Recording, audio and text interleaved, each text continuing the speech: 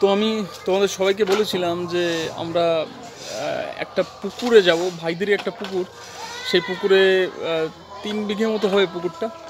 তো সেই পুকুরে আমরা মাছের খাবার দিতে যাব, তো তোমাদেরকে নিয়ে যাব আমরা বলেছিলাম। তো ফার্স্ট কি করতে হয় সেটা তোমরা একটু দেখো।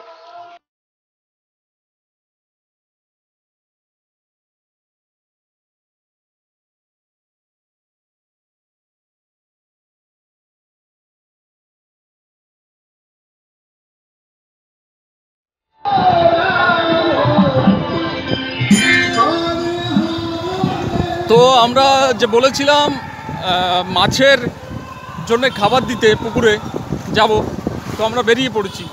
আমি আর ভাই এখন বাইক চালাচ্ছে আর আমি পিছনে বসে আছি চুপচাপ। তোমরা বোধহয় দেখতে পাচ্ছ পরিষ্কার রাস্তাঘাট সব কিছু। আর এখান থেকে জায়গাটা মিনিমাম 5 কিলোমিটার হবে, অলমোস্ট 5 কিলোমিটার।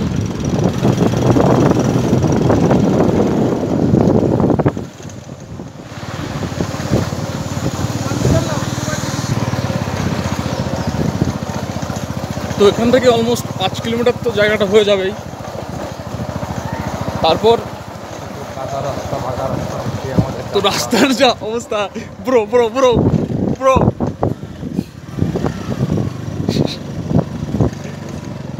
ভাই ভাই ভাই পায়ে টান লেগেছে ভাই। দাঁড়া দাঁড়া দাঁড়া দাঁড়া, পায়ের পায়ের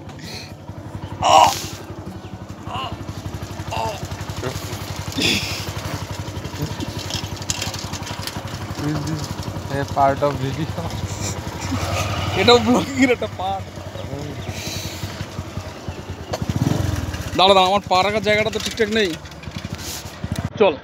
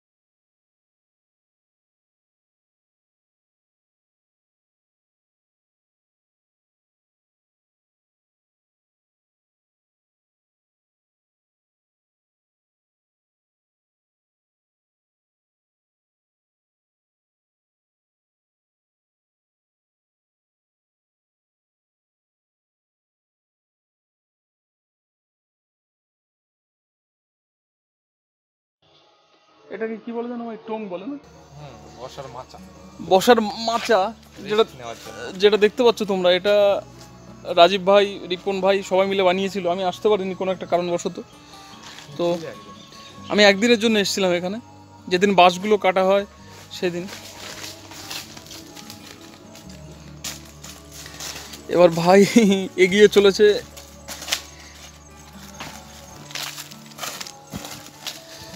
পুরোনোটা তুলবি নাকি পুরোনোটা থাকবে? ও তোলা যাবে না, ও জলের তলায় চলে গেছে রে। জলের লেভেলটা অনেকটা বেড়ে গেছে বৃষ্টির জন্য। আমাদের যে বাঁশটা পোতা ছিল খাবার বাঁধার জন্য, সেই বাঁশটাও এখন দেখা যাচ্ছে না, জলের নিচে চলে গেছে। ওই তো, ওটা বোধহয় কাত হয়ে গেছে কোনোভাবে। আর জলের লেয়ারটা বেড়ে গেছে, বৃষ্টি হয়েছিল আমাদের এখানে। সিরিয়াসলি জল অনেকটা বেড়েছে কিন্তু বল।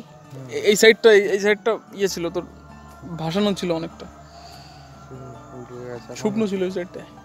এই ঠান্ডার ভিতরে জলে নামাটা একটা বোকামি হয়ে যাবে, আমাদেরকে ওপর থেকে যা হোক কিছু একটা করতে হবে। আগে বস্তাগুলো ফুটো করতে হবে, বস্তায় কয়েকটা ফুটো করতে হবে, সেটা বাঁশের সাহায্যেই করা হবে।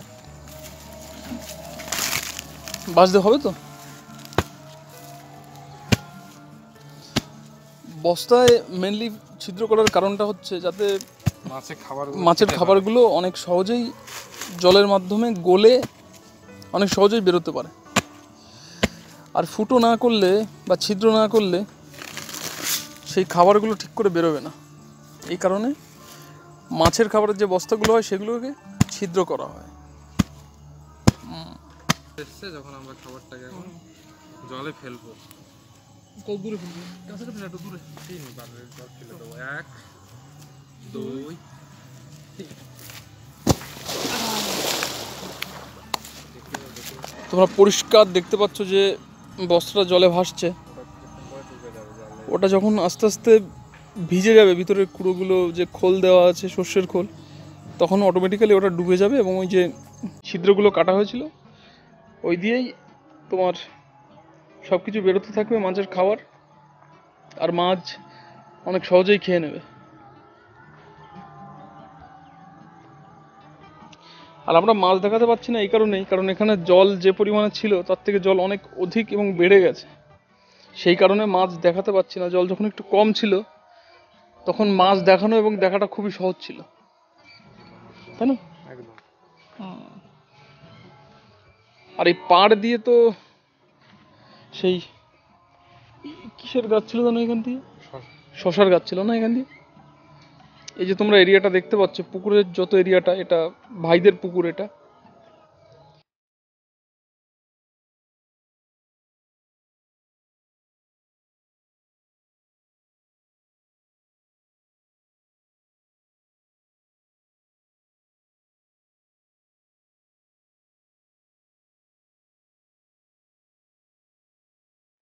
এই পজিশনটায় বস্তাটা ডুবে যাচ্ছে, কারণ ওর ভিতর যে কুড়ো বা খাবার যেগুলো ছিল সেগুলো ভিজে গেছে, এখন জল শুষে নিয়েছে ভালো করে, আর বস্তাটা আস্তে আস্তে ডুবে গেছে।